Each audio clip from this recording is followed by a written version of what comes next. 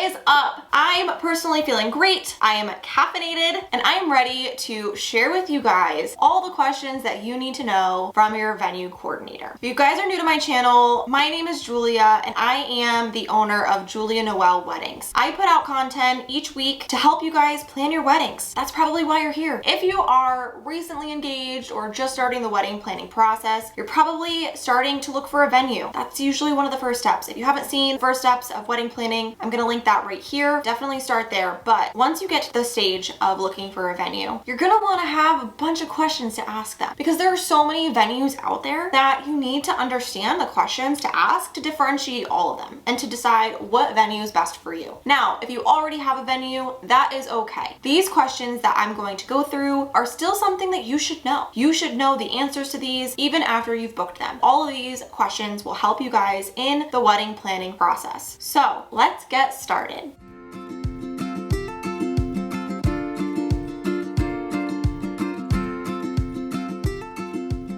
If you've watched my video about the first stages in the wedding planning process, the next big step is to find your venue. If you already have your venue, that is okay. You still need to make sure that you have these answers from your venue because a lot of the time it's buried in contracts or it's something that you might not even have thought about when you were venue searching. So hopefully this will help guide you in the rest of your wedding planning. Question number 1, do you include catering? A lot of venues are what I like to call all-inclusive, which means that they include catering.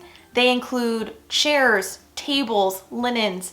Usually these companies include everything. Some venues also don't offer catering, but they require that you use one of their preferred caterers. So also make sure that you're aware of this because you might think that the venue is inexpensive and that the venue fits your budget, but maybe the preferred caterers that they require that you use are out of your budget. So you need to make sure that if they include catering or have limitations on catering, that you ask the questions about catering as well, because that will impact your budget and the rest of your wedding planning. Speaking of preferred vendors, does your venue have preferred or required vendors? Catering might not be the only category that your venue is dictating who you can or cannot use. You need to know if there are types of vendors that you have to use through your venue. So read your contracts and understand what it is that they are requiring of you. Are tables, chairs, linens, place settings included? Do you include centerpieces and decor? Again, a lot of venues will include all of those things, which is great. But if they don't, that is something that you're going to have to budget for. Is there a plan B? If your venue is outside, which, girl, I feel that. I love outside weddings. No one wants to be the bearer of bad news and tell you the obvious, but if it's raining that day, you gotta have a plan B. You might assume that your venue has a plan B. Don't assume, always ask. Do you offer heat or AC? You might assume, again, a lot of assumptions, you might assume that your venue offers AC or heat. Again, do not make that assumption, especially if your venue is outside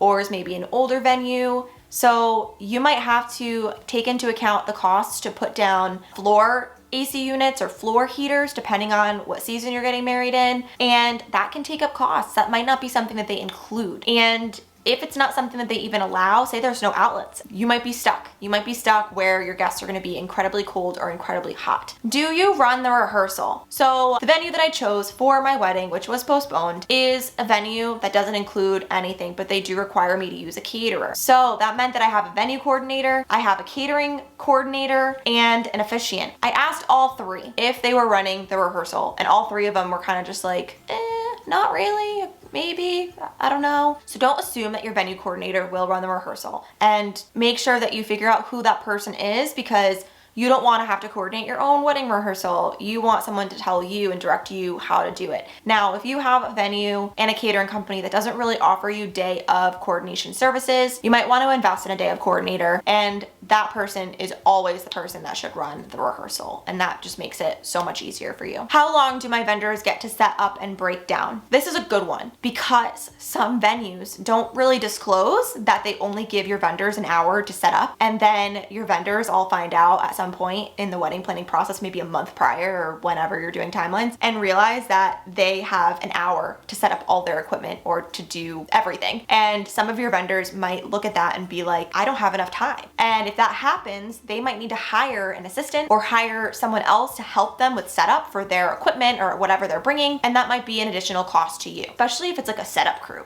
You know, maybe your photographer can get ready, you know, in a short period of time, or your DJ can get ready in a short period of time. Maybe not. But your setup crew, if you have someone setting up your tables, your centerpieces, your decor, they definitely need more time.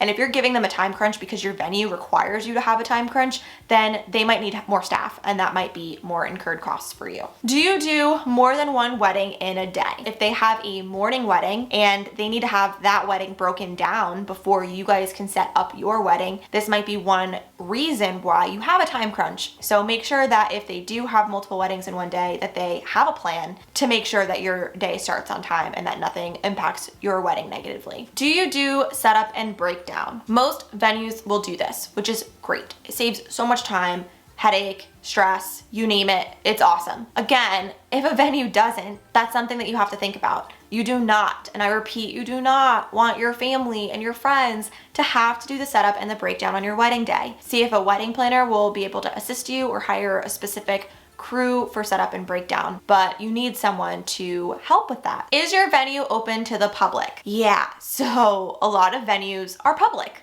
especially beautiful venues that might be on a beach or, you know, might be at a park, or it might not be public, it might be private, but it might be open to their other guests. You might need to consider whether or not your photographer might need to Photoshop out strangers. My venue was public. I didn't really care. You know, I figured, hey, it could be a funny memory, not really gonna faze me. A wedding coordinator can come in handy here, because if you have something happening in the background where you're taking photos and it's a public area, the venue coordinator probably can't say something to them, but the wedding coordinator, I have no ties to the venue. I don't care if these are the customers or not.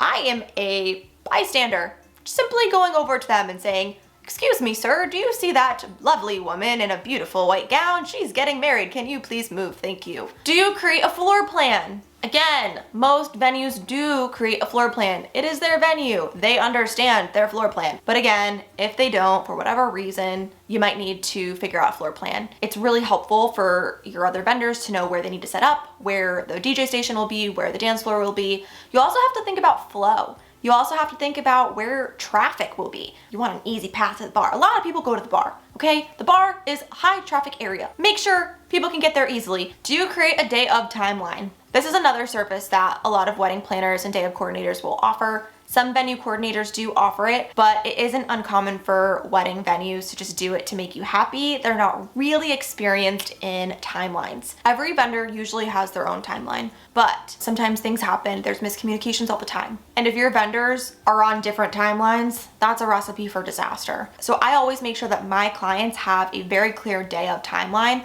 so that every vendor is aware of what time everything is happening. A lot of venues won't work with your vendors to do this. So if your venue is not handling this, a day of coordinator or month of coordinator will be super handy in making sure that those details are all worked out before your wedding. All right, so one last point that I'll leave you guys with is that a venue coordinator is definitely different than a wedding coordinator. Your venue coordinator coordinates your venue. Their sole focus is to ensure that they fulfill their contract. If your contract with your venue doesn't include some of those things I mentioned, that's not going to be their top priority. They might add it in or do something for you in addition to the contract if you ask. I always recommend that, but they are not obligated to fulfill that service for you if it's not in the contract. So if you're looking for extra support and you want to make sure that your wedding day goes smooth, you can have a venue coordinator and they can be fantastic and it can usually work. But having an extra person, having an extra set of hands whose sole focus is you and making sure that you're happy can go a long way into making sure that your wedding day is the best day that it can be.